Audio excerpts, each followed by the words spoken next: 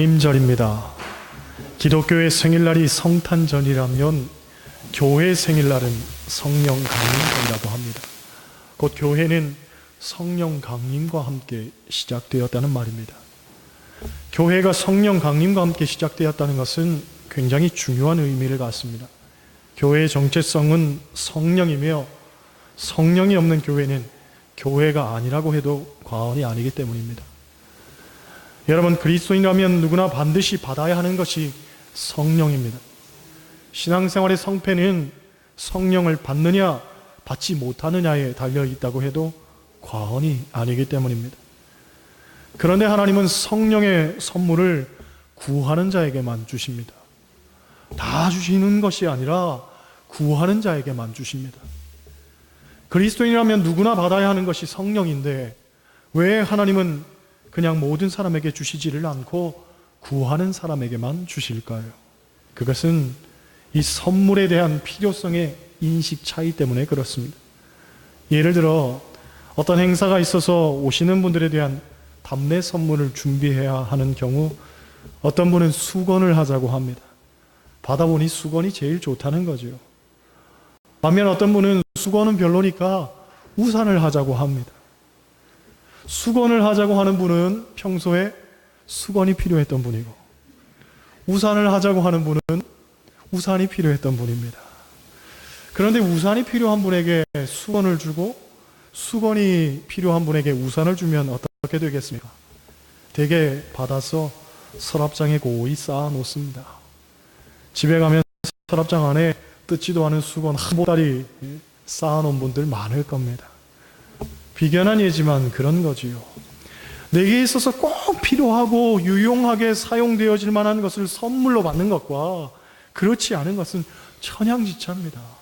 같은 선물이지만 그것을 대하는 마음이 전혀 다른 거지요.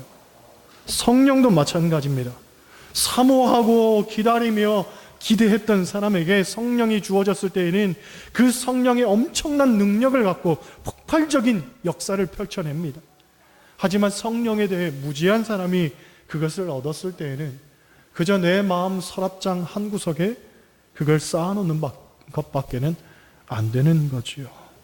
때문에 성령을 받기 위해서 가장 우선하는 것은 사모하는 마음이 있어야 됩니다. 시편 109편 9절 말씀 보면 하나님은 사모하는 영혼을 만족하게 하신다고 했습니다. 여러분, 은혜를 사모하시기 바랍니다. 성령을 사모하시길 바랍니다. 하나님은 사모하는 자와 함께 하십니다. 여러분, 문제가 있을 때에는 그 문제를 풀어줄 적임자를 만나야 되잖아요. 그렇죠? 제가 강남에 있을 때 유명했던 이야기가 있습니다. 어떤 집사님에게 아들 하나가 있었는데 젊은 나이에 중풍으로 쓰러졌습니다.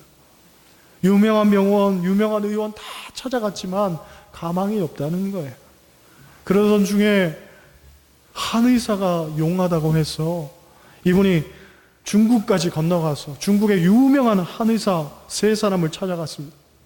그런데 그중 2사람은 자신이 없다고 금방 포기를 해버렸는데 한 사람이 한번 해보겠다고 하더라는 거죠.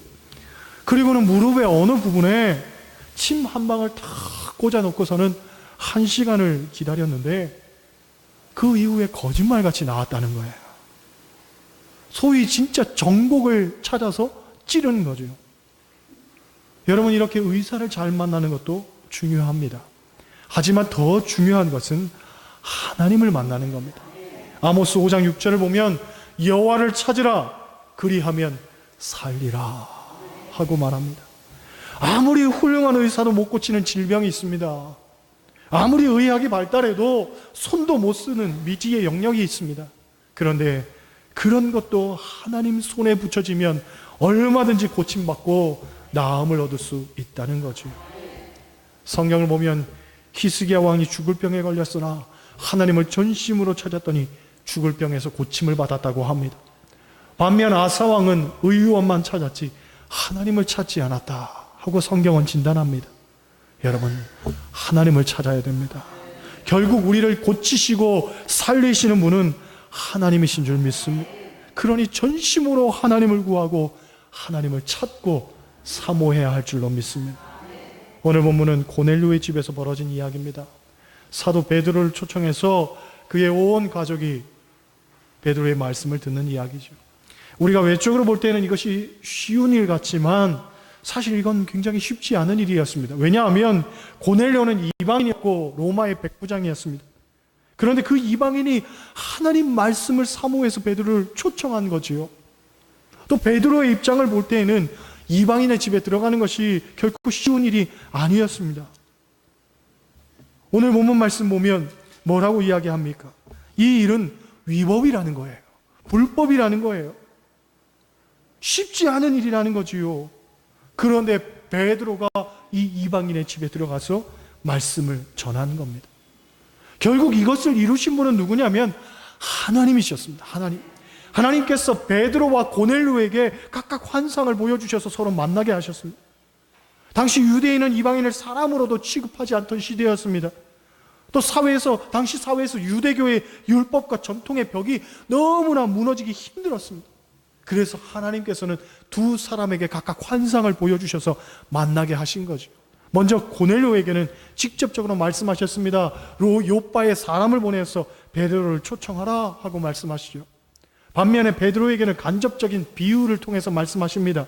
보자기에 속된 것들이 쌓여 있는데 그것을 먹으라고 3번씩이나 말씀하신 후에 두 사람이 너를 찾으니 의심하지 말아라 하고 말합니다. 그렇게 베드로와 고넬료는 만나게 됩니다. 하나님께서 만날 만한 사람을 만나게 하시는 거죠. 여러분, 하나님께서 만나게 하시는 줄 믿습니다. 만날 만한 사람을 하나님께서 만나게 하시고, 예비되어 있는 사람을 만나게 하시고, 필요한 사람을 만나게 하시고, 정말 사모할 때 하나님께서 우리의 길을 열어주신단 말이죠. 그러니까 하나님만을 바라보며 하나님만을 사모해야 할 줄로 믿습니다. 그런데 오늘 본문을 보면 베드로를 초청했던 고넬료의 이 자세를 통해서 우리가 몇 가지 교훈을 얻을 수가 있습니다. 첫째로 24절 말씀 보세요. 24절 같이 읽습니다. 이튿날 가이사랴에 들어가니 고넬료가 그의 친척과 가까운 친구들을 모아 기다리더니 할렐루야. 고넬료가 주변 사람들을 다 모아놓고 기다렸습니다. 왜 기다렸겠습니까? 왜 다 모았겠습니까? 말씀 듣는 일이 가장 귀한 일이라고 생각했기 때문에 그런 거예요. 여러분, 말씀을 듣는 것이 가장 귀한 일인 줄 믿습니다. 아무리 세상살이가 바빠도, 아무리 세상에서 할 일이 많아도, 아무리 오늘 미노리에서 어르신들 모시고 다 여행을 가도 말씀 듣는 일이 가장 귀한 줄 믿습니다. 그렇죠? 오셔야 되는 분들이 안 오셨어요. 오늘 듬성듬성 미노리에서 여행 간대요. 그게 좋아도 하나님 말씀 듣는 일이 더 좋은 일인 줄 믿습니다. 그렇죠? 우리가 전도하러 가서도 마찬가지입니다. 우리가 너무 저 자세를 취하는 경우가 많지요. 죄송한데요, 잠깐 시간 좀 내주시겠어요? 교회 좀 다녀보실래요? 저기요, 여기 전도지 있는데요, 여기요, 전도용품 있는데요, 예수 한번 믿어보시겠어요? 교회 나오시겠어요? 말하면서도 부끄럽고 시간 뺏어서 미안하고 보잘것없는 전도용품 줘서 속상하고. 아닙니다. 여러분, 당당해져야 됩니다. 가장 귀한 가치를 주는데 왜 미안한 거예요? 아니, 내 돈 들여서 내가 주는데 뭐가 미안한 거예요? 그렇죠? 세상 그 무엇과도 바꿀 수 없는 복음인데 왜 미안합니까? 당당해져야지요. 그렇잖아요. 할렐루야. 예? 많은 분들이 기도해 주셔서 제가 저기 서울 가서 말씀 잘 전하고 왔습니다. 예? 저녁 시간대가 됐는데 우리 김차기 장로님 전화 오셨더라고요. 목사님, 말씀 전하는 그 시간에 제가 기도하고 있겠습니다. 우리 장로님뿐만 아니라 많은 분들이 기도해 주셔서 가서 말씀 잘 전하고 왔습니다. 그렇죠? 목사님 가서 아주 뒤집어 놓고 오세요. 그 얘기 듣는데 제 속이 뒤집어질 뻔했지만 그래도 가서 말씀 잘 전하고 왔습니다. 거기는 강남이요, 아주 번화한 곳입니다. 저는 여기 사천 시골에 있는 사람이라 시골 목사라 주눅 들어서 제가 가서 말씀 전했을까요? 아닙니다.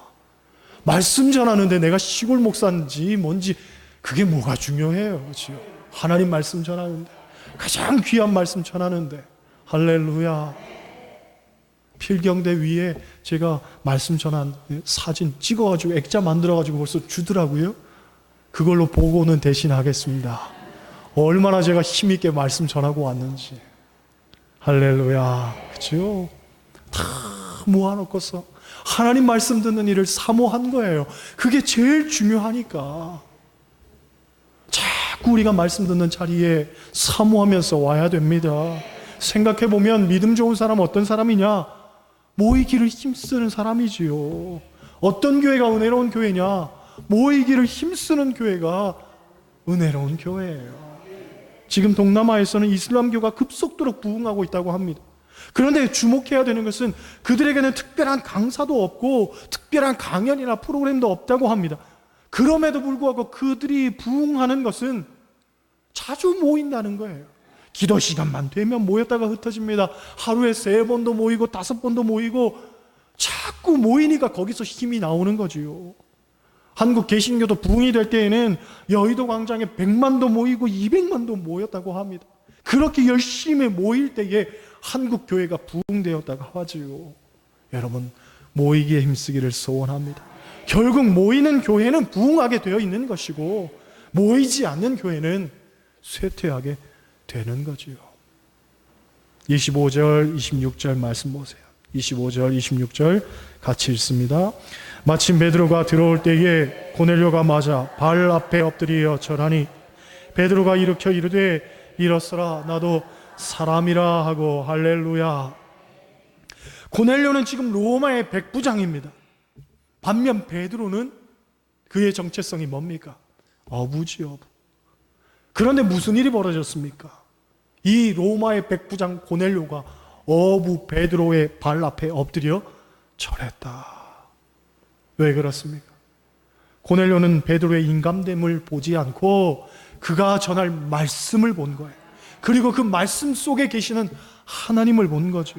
그러니까 어부 베드로 앞에서도 절할 수 있었던 거예요. 여러분, 우리가 교회 일을 할 때에는 인간됨으로 나아가서는 안 됩니다. 언제나 하나님을 바라봐야 됩니다. 살아계신 하나님께서 계심을 우리가 늘 인식하고 고백하며 살아야 됩니다. 제가 아는 목사님이 천안에서 개척을 하셨다고 합니다.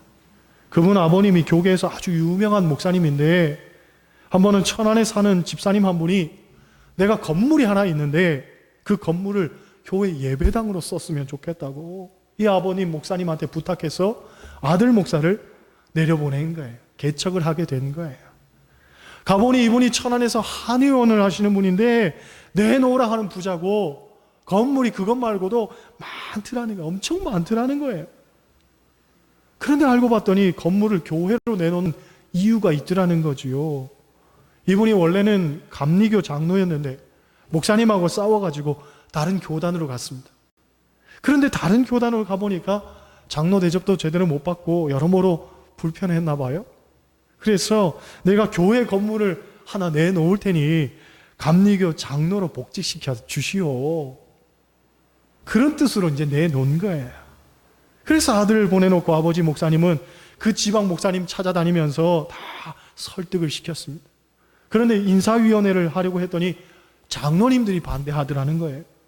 그분이 너무 교만하고 그분 너무 약삭 빠르고 세상적인 분이기 때문에 안 된다는 거예요. 과거에도 전례가 있으니까 좀 더 한두 해 지켜보고 그리고 난 다음에 이분을 복직시켜야 된다고. 그래서 그 해에 장로로 복직이 안 됐습니다. 그로부터 며칠 뒤에 목사님이 교회를 갔는데 교회가 자물쇠로 굳게 잠궈져 있더라는 거예요. 그리고 교회 간판도 내려져 있더라는 거예요. 목사님이 한의원 찾아가도 만나주지도 않더라는 거예요. 왜? 자기 이익을 위해서 교회를 세우려고 했다가 그 이익이 충족되지 않으니까 교회를 없애버린 거죠. 결국 하루아침에 교회가 문을 닫고 목사님은 다른 곳으로 와서 교회를 개척하게 되었습니다. 여러분, 내 건물이라고 교회도 내 것입니까? 교회를 세웠다가 닫았다가 내 마음대로 할 수 있는 겁니까? 그럴 수는 없는 거죠. 왜? 우리는 고백하잖아요. 교회는 누구의 교회? 주님의 교회. 교회는 주님의 교회인 거예요. 주님께 드린 교회를 내 마음대로 할 수 있다는 생각을 버려야 되는 거지요. 그잖아요. 베드로를 했던 고넬료는 베드로를 하나의 인격으로 보지 않고 인간으로 보지 않고 하나님의 말씀으로 보았습니다. 그 말씀 이면에 계신 하나님을 본 거예요. 그러니 엎드러질 수 있었던 거지요. 그런데 그때에 베드로가 어떤 이야기를 하냐면 나도 사람입니다 하고서 고넬료를 이렇게 세우는 거예요. 이것도 쉬운 일이 아닙니다. 나도 사람입니다 하는 그 고백 속에는 어떤 의미가 담겨져 있습니까? 이렇게 하시면 나도 교만해질 수 있습니다. 나도 내 마음이 우쭐될 수 있습니다. 나도 이것 때문에 괜히 으스댈 수 있습니다. 나도 시험 들 수 있습니다. 그런 이야기죠. 우리가 아무리 하나님께 귀하게 쓰임받고 충성을 다해서 살아도 사실 넘어지는 것은 한순간입니다. 교만해지는 것도 한순간입니다.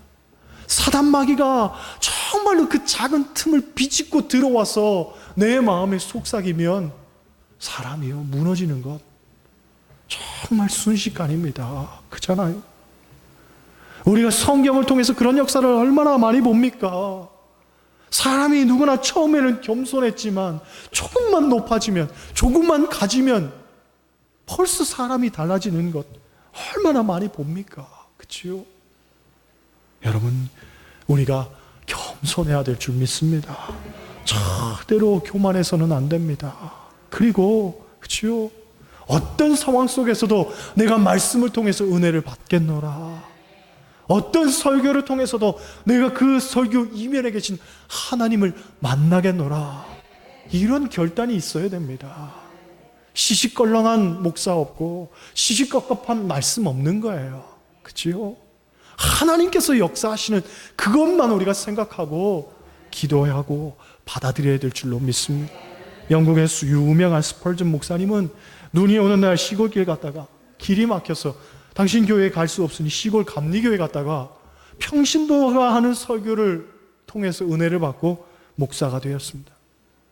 장로계 유명한 목사님 한 분은 서대문에서 길을 가다가 천막 쳐놓고 예배드리는 곳에서 말씀을 전하는데 하도 쩌렁쩌렁하게 울려 퍼지기를 들어갔더니 젊은 전도사님이 설교하고 있더라는 거예요. 그 젊은 전도사님 설교에 은혜를 받아서 목사님이 되었습니다. 그런데 그 전도사가 누구였냐면 순복음교회 조용기 목사님.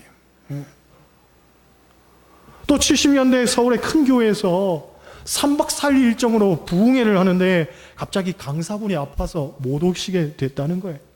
갑자기 강사를 구할 수가 없으니까 옆 동네 젊은 전도사님 한 분이 꽤 말씀 잘 전한다는 이야기를 듣고 모시려고 했습니다. 그런데 장로님들이 반대하더라는 거예요. 전도사님은 안 된다는 거죠. 너무 어리니까. 어떻게 설득을 해서 전도사님한테 찾아갔는데 이 전도사님도 거절하더라는 거예요. 당신 너무 어리고 또 교회는 너무 크다고 부담스러워서 제가 설교하기가 힘들 것 같은데요. 그래도 사정해서 부탁해서 이분을 모셨습니다. 부흥의 집회를 3박 4일 하기로 했는데 열흘이 넘도록 했다는 거예요. 열흘이 넘도록. 큰 은혜가 넘쳐서 말이죠. 그러니까 은혜는 마음에 달려있는 거예요. 여러분 마음에 달려있는 거예요. 사모하는 자에게 은혜를 주시는 거예요. 할렐루야. 34절 35절 보세요. 34절 35절 같이 읽습니다. 베드로가 입을 열어 말하되 내가 참으로 하나님은 사람의 외모를 보지 아니하시고 각 나라 중 하나님을 경외하며 의를 행하는 사람은 다 받으시는 줄 깨달았도다. 할렐루야. 하나님은 사람의 외모를 취하지 않으십니다. 중심을 취하십니다. 피부색이나 성별이나 지위나 형편이나 이 모든 것들을 상관하지 않으십니다. 우리의 중심을 보십니다. 여러분, 우리가 잘 아는 다윗은 굉장히 불우한 환경에서 자랐다고 합니다. 시편을 보면 내가 죄악 중에 출생함이요, 죄악 중에 출생함이요, 이런 고백을 하잖아요. 그래서 어떤 신학자에 의하면 다윗의 아버지 이새에게는 8명의 아들이 있었는데 한 여자에게서 낳은 아들들이 아니었다는 거예요. 예. 특별히 다윗의 어머니는 참 부족한 여자고 형편없는 사람이었기 때문에 이새가 그 여자를 별로 안 좋아했다는 거죠. 그리고 그런 여자에게서 태어난 아들이기 때문에 이새가 다윗을 역시 이뻐하지 않았다는 거예요. 그래서 장성한 아들 다 제껴놓고 밤낮 다윗에게 양을 치라고 그렇게 시킨 거고, 이 사무엘 선지자가 이새의 아들들 가운데 왕을 택하려 했을 때에도 아버지 이새가 다윗은 아예 자기 계산에도 넣지 않았다는 거죠. 그러나 다윗은 하나님 앞에 정직했고 다윗은 하나님 마음에 들었습니다. 왜? 그 중심을 하나님께서 보셨기 때문에. 그래서 이스라엘의 이 역사 속에서 정말 별과 같은 존재로 하나님께서 삼아 주시잖아요. 여러분, 하나님을 중심을 보십니다. 우리의 형편이나 상황이나 우리가 가진 모든 것, 이건 전혀 상관없습니다. 하나님은 그저 우리의 중심만 보시고 그 중심이 하나님 마음에 합하기만 하면 그 사람을 들어 사용하시는 줄 믿습니다. 가까운 일본에 미네노 목사님이란 분이 있습니다. 도쿄에서 아주 큰 목회를 하는 분입니다. 일본에서 예수 믿기란 얼마나 어려운지 모릅니다. 그런데 그곳에서 예수를 전하는 목사님이 되셨을 뿐만 아니라 아주 큰 사역을 하시는 분이니까 이분이 얼마나 대단한 분이겠습니까? 그런데 이분이 쓴 책을 보면 자기 출생에 대해서 이야기를 하는데, 어느 날 아버지가 술집 여자하고 하룻밤에 관계를 가졌는데 거기서 아이를 낳은 거예요. 아이를 낳았어. 이 술집 여자가 그 아이를 데리고 아버지한테 던져줬다는 거예요. 아버지는 또 전혀 다른 낯선 여자하고 살던 중에 아이를 떠맡게 되니까 그 아이를 또 그 여자한테 기르라고 던져줬다는 거죠. 그런데 아버지는 일찍 죽어버려서 결국 친엄마가 누군지도 모른 채 이분이 남의 손에 길러졌다는 거예요. 목사님이 아버지 얼굴도 모르고 자기 엄마는 그저 술집 여자라는 것밖에는 모르고 그렇게 불우한 환경 속에서 산 거예요. 하지만 하나님만 의지하고 살았더니 하나님께서 그 형편 속에서도 이분을 끄집어 들어 쓰사 큰 사역 감당하도록 하셨다는 거지요. 그런 거예요. 여러분, 환경도 중요한 게 아닙니다. 조건도 중요한 게 아닙니다. 중요한 건 마음입니다. 중심입니다. 사모하는 그 열정입니다. 여러분, 사모하시길 바랍니다. 사모하는 자에게 성령도 주시고 사모하는 자에게 은혜도 주시고 사모하는 자에게 축복도 주시고 결국 사모하는 자에게 다 주시는 거예요. 여러분의 중심이 정말 하나님만 바라며 하나님만 사모하여서 하나님께 귀하게 쓰임받는 주의 백성들 다 되시기를 주님의 이름으로 간절히 부탁을 드립니다. 기도하시겠어요? 하나님은 사모하는 자를 만족해 하신다고